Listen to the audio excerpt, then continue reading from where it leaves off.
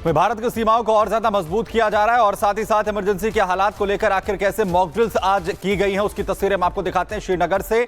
दरअसल श्रीनगर में आज पूरी तरह से किसी भी इमरजेंसी हालात में लोग सचेत हो सकें उस वक्त क्यों क्या कुछ जो है वो कदम उठाए जाए उसकी ये मॉक ड्रिल की ये तस्वीरें आप देखिए। श्रीनगर में ये पूरा एग्जीक्यूशन दरअसल किया गया है। एक्सक्लूसिव तस्वीरें श्रीनगर में हम आपको दिखा रहे हैं। दरअसल बॉर्डर एरियाज में खासतौर पर किसी भी नापाक कोशिश को अगर पाकिस्तान की तरफ से अंजाम दिया जाएगा, इमरजेंसी के हालात में कैसे रिस्पॉन्ड करना है, सिविल डिफेंस के जो लोग हैं वो कैसे लोगों तक यहां पर मदद पहुंचाएंगे, कैसे ज्यादा से ज्यादा लोगों को सुरक्षित बचाया जा सके, कैसे उन तक मदद पहुंचाई जा सके, उसकी एक बार फिर से जो मॉक ड्रिल के जरिए प्रैक्टिस यहां पर की गई है। सायरन्स बजेंगे, लोगों को सुरक्षित जगहों की ओर आश्रय लेना है, कभी भी कोई भी सिचुएशन अगर क्रिटिकल बनती है तो उस पर कैसे रिस्पॉन्ड करना है, इसे लेकर पूरी तरह से तमाम जो सिविल डिफेंस के लोग हैं वहां पर जो लोग मौजूद रहेंगे उन्हें भी सचेत करने की एक कोशिश इस मॉक ड्रिल की ट्रेनिंग के जरिए यहां पर की गई है। दरअसल इससे पहले पूरे देश के अंदर भी एक मॉक ड्रिल की कोशिश जो है वो की गई थी और उस दौरान आपको याद भी है कि जब ऑपरेशन सिंदूर के जरिए पाकिस्तान को सबक भी सिखाया गया था।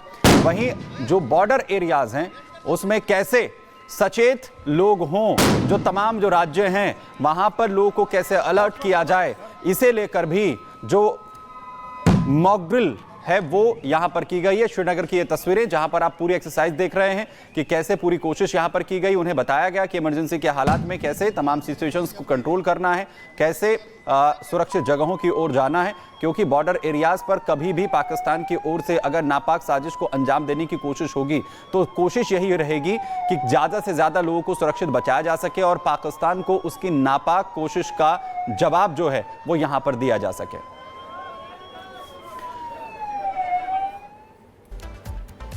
उधर भारतीय डेलीगेशन विदेशी धरती पर लगातार पाकिस्तान को एक्सपोज करता जा रहा है। सीज फायर को लेकर पाकिस्तान ने जितने भी प्रोपेगेंडा रचे वो पहले ही ध्वस्त हो चुके हैं, लेकिन जिनको भी भ्रम था उनका भ्रम पूर्व विदेश मंत्री सलमान खुर्शीद ने भी दूर कर दिया।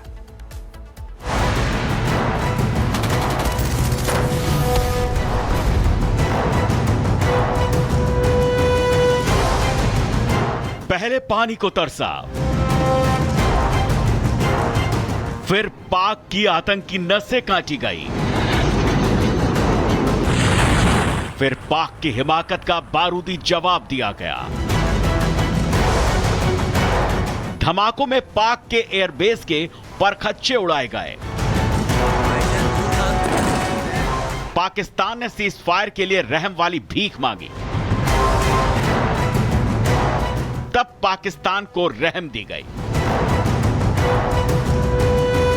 घुटनों पर रेंगता पाकिस्तान किसी तरह अपनी गर्दन बचा पाया, लेकिन वो अब भी भ्रम और प्रोपेगेंडा रचने से पीछे नहीं हट रहा। पाकिस्तान की एक एक साजिश डीकोड हो रही है और पाकिस्तान को एक एक करके उसके गुनाहों की सजा दी जा रही है। विदेशी धरती पर गया भारतीय डेलीगेशन भी पाकिस्तान को एक्सपोज कर रहा है। मोदी की विदेश नीति पर अब कांग्रेसी नेताओं को भी यकीन हो चला है।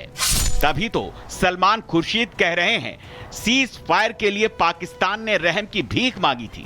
मनीष तिवारी कह रहे हैं कि पाक को अपने घर में अगर आतंकवाद खत्म करना है तो भारत उसकी मदद कर सकता है।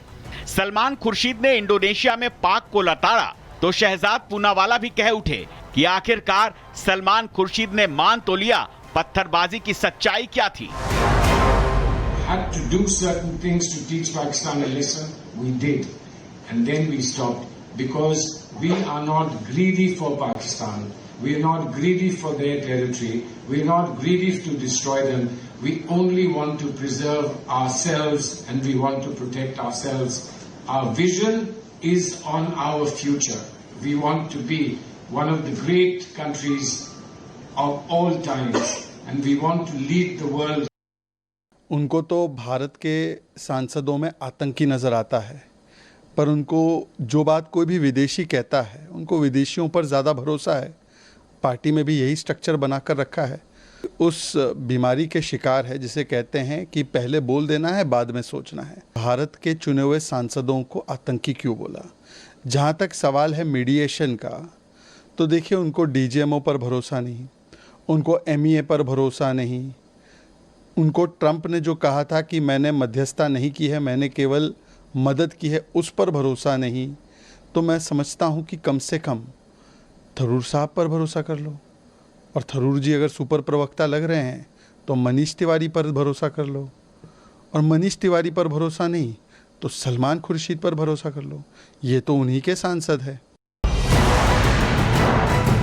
वैसे तो पाकिस्तान के पीएम समेत हर पाकिस्तानी अब कबूल कर रहा है कि वो आतंक को पालने पोसने वाली फैक्ट्री थे। भारत ने आतंकी मरकजों को तबाह किया। भारत ने पाकिस्तान के अंदर घुसकर पाक को सबक सिखाया। पाकिस्तान ने पहलगाम में जो कुछ भी किया, भारत उसके एक एक आतंकी कारनामे को दुनिया के सामने रख रहा है, जिससे टेरर पंथी करने वाले पाकिस्तान को पूरी दुनिया से बेदखल किया जा सके। पाकिस्तान के बहाने ही सही भारत ने एक नई लड़ाई की शुरुआत आतंक के खिलाफ बहुत घातक ढंग से की है, जिसके जरिए वो बताना चाहता है कि दुनिया में कौन आतंक के साथ खड़ा है और कौन आतंक को खत्म करने के लिए जंग लड़ रहा है। Bureau report, Republic Bharat. Pakistan में नमूनों की कमी नहीं है। आम जनता से लेकर पाकिस्तानी फौज में ऐसे ऐसे नमूने भरे पड़े हैं जो पाकिस्तान में तबाही देखकर भी जीत का जश्न मना रहे हैं। इन लोगों में ना तो शर्म है और ना ही कोई दीन ईमान बचा है। जबरदस्ती का जश्न मनाए जा रहे हैं। लेकिन भारत ने कितना पीटा है, खुद पाकिस्तान के एक आतंकी ने इस बात की तस्दीक कर दी है। कैसे, ये रिपोर्ट देखिए।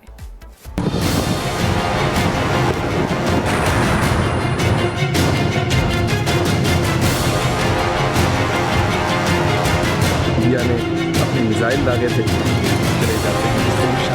घर टूटा पड़ा है, सड़क पर मलबा फैला है, चारों तरफ तबाही के निशान है। ये जैश-ए मोहम्मद का वो आतंकी अड्डा है जहां से कुछ दिनों पहले तक भारत में आतंकी हमले के लिए प्लानिंग होती थी, लेकिन 7 मई को हमला करके भारत ने मसूद अजहर के इस आतंकी अड्डे को नेस्ते नाबूद कर दिया। बड़ी बात यह है कि पाकिस्तान दुनिया भर में ढिंढोरा पीट रहा है कि भारत पर जीत मिली है, लेकिन पाकिस्तान के इस फर्जी प्रोपेगेंडा की खुद जैश के आतंकवादी ने ही पोल खोल दी। जैश के आतंकी ने वीडियो बनाकर चारों तरफ का मंजर दिखाया और ये बताया कि भारत ने कितनी बुरी तरह पीटा है। खास उसी मरकजी मकाम पर जहां पर इंडिया ने अपनी मिसाइल दागे थे, और ये वो जगह है जहां पर कुछ ही देर बाद शहादतें होने के बाद हमारे मुजाहिद अल्लाह के सामने सर बसजदा हुए और एक हमें मौत से डराते हैं। वल्लाही हमें उस मौत से डराते हैं जिस मौत के पीछे हम दौड़ते चले जाते हैं, जिसको हम शहादत कहते हैं। वैसे जैश का यह आतंकी पाकिस्तानी सेना की तरह ही बड़ी बड़ी डींगे हाँक रहा है।